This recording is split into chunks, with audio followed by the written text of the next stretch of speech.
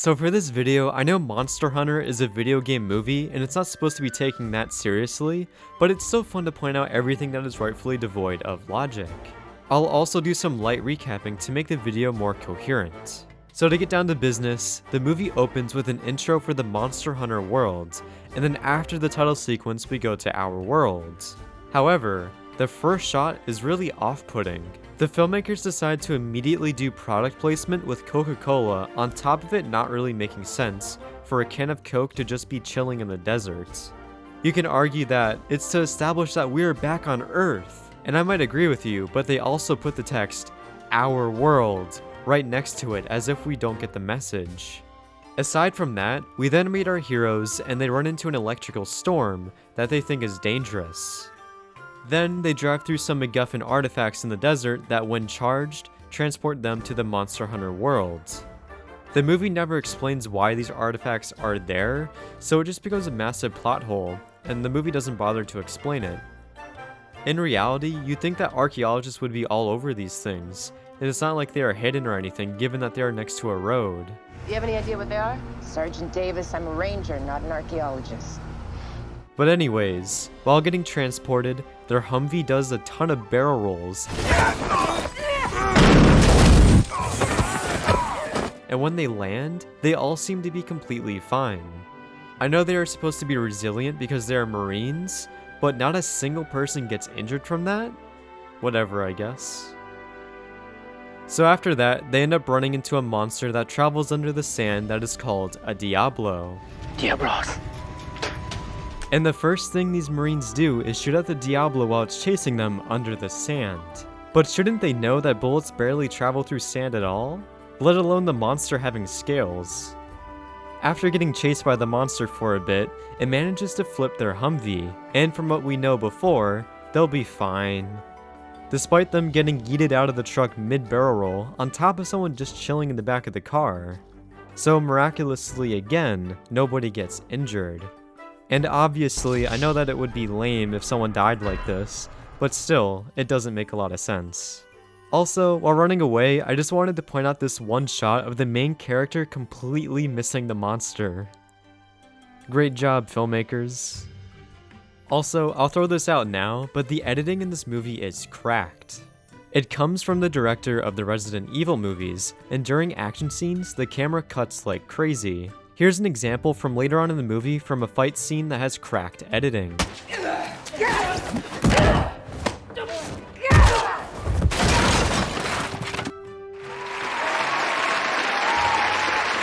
To me, it's just devoid of logic from an editing and directing standpoint to make a movie like this. But I guess that's what you get with a low budget and lazy filmmakers.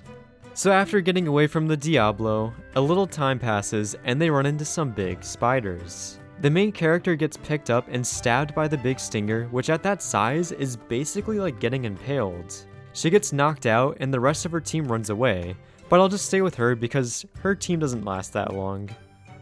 A few minutes later, she miraculously wakes up, which should be impossible.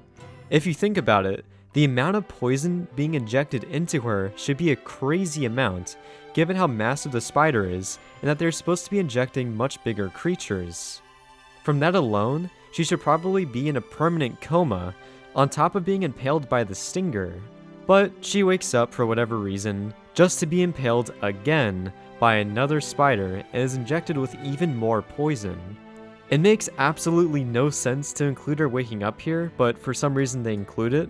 Then, surprise surprise, she wakes up again and escapes the big nest. I won't bother going through the logistics of her escaping, but you think that she'd be dead from that much poison coursing through her and the amount of blood she must have lost from her puncture wounds.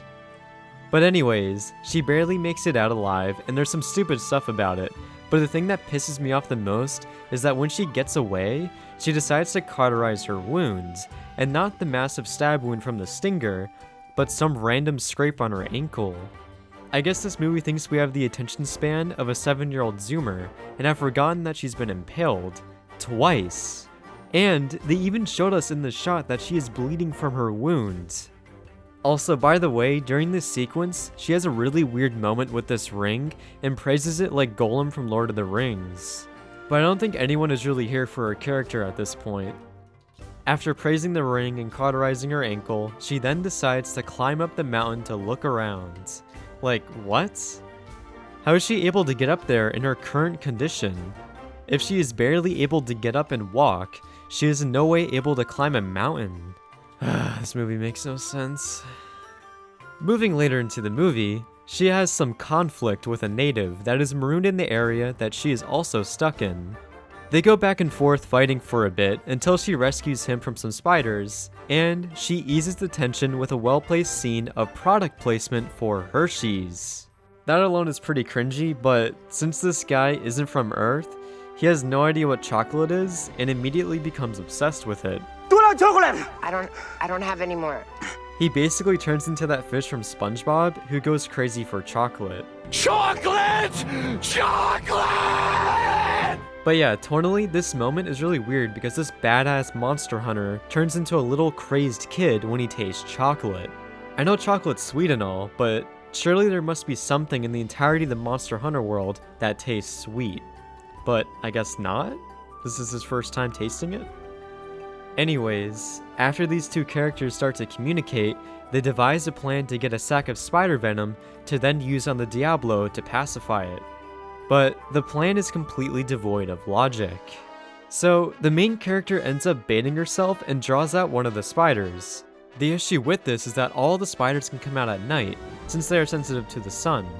Because of that, the fact that only one spider comes out to try and kill her doesn't make any sense. Especially after they end up killing the spider, more show up afterwards. Like, where were they before? I guess it's just oddly convenient that only one showed up in the beginning. But besides that, let's go back to the execution of the plan. The main character must draw the spider into a trap by running over to it. The issue with this is that the spider just so happens to be much faster than her. To get around this, the filmmakers show us in one shot that the spider is right about to catch her, and then in the next shot, the spider is suddenly farther away. To me, this was very noticeable, and reminds me of that segment from Monty Python and the Holy Grail, where that guy is running towards the camera and he keeps teleporting back whenever the camera cuts. On top of that stupid aspect, there's another one in this scene. When she ends up getting the spider into the trap, she then gets cornered and the spider tries to impale her with its legs. But somehow, the spider misses like 13 times, despite the main character hardly dodging at all. But yeah, this sequence to me is the perfect duo of showing off plot conveniences and plot armor. After that point in the movie, it essentially goes full-blown video game zaniness, and the main character trains and becomes a monster hunter to help take down the Diablo. Because of this, it doesn't feel like the movie takes itself very seriously anymore. This is also hammered home by the fact that they have a cheesy training sequence on top of a mountain. So it's harder to complain about the different aspects of the movie by that point. But to point out some highlights of stupid moments later on, we have the main character being the best rodeo champion in the world. Additionally, she gets imprisoned at one point and the lock is inside the cell that she simply just breaks open with a chair. More plot armor. Even more plot armor in the form of surviving a helicopter crash while being tied down. And even more plot armor from the character surviving an explosion and slamming into a metal wall. I don't want to go into detail about all that because the movie didn't seem to be taking itself very seriously anymore. The first half of this movie to me is much more annoying, and then the second half just goes full tilt towards guilty pleasure craziness. Because of that, I feel like it's more justified that the movie doesn't make a lot of sense, because the tone of the movie evolves. But regardless though, I hope you guys enjoyed the video, and let me know in the comments what you thought about the movie if you watched it, or if I helped you dodge a bullet, then you're welcome, I guess.